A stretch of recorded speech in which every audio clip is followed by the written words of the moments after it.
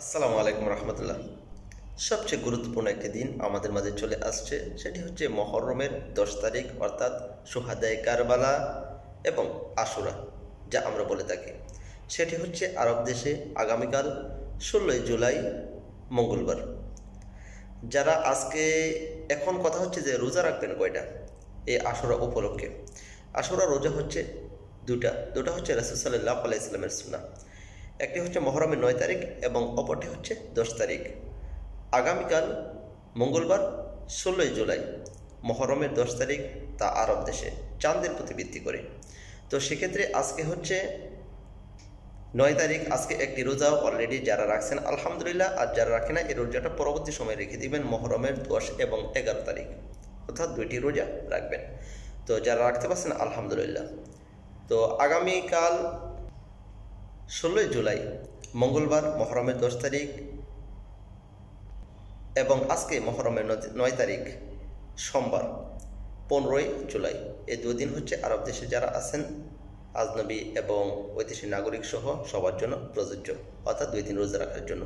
আর যারা বাংলাদেশে আছেন সেক্ষেত্রে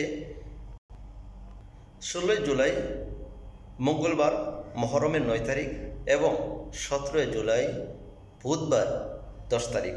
তাহলে আশুরা হচ্ছে বুধবারে।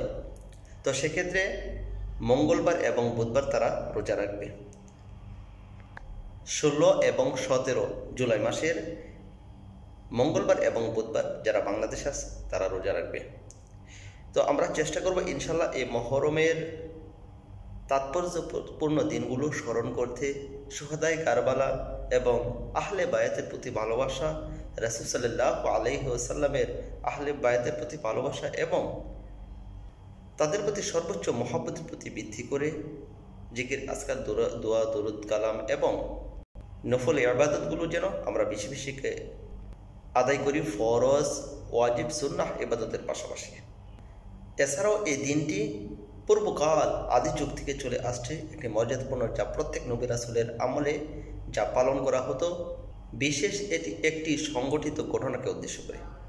যাই হোক, আল্লাহ তাআলা আমাদেরকে এই দিনটাকে সঠিকভাবে আদায় করার তৌফিক দান করুক এবং এই মাসটার প্রতি ভিত্তি করে আমরা অন্যায় অপরাধ থেকে যেন দূরে থাকতে পারি এবং রবের প্রতি ভালোবাসা, আহলে বায়তের প্রতি ভালোবাসা, রাসূল সাল্লাল্লাহু আলাইহি ওয়াসাল্লামের সুন্নাহ মোতাবেক যেন আমরা চলতে পারি, সেরকম তৌফিক যেন আল্লাহ তাআলা আমাদেরকে দান করেন।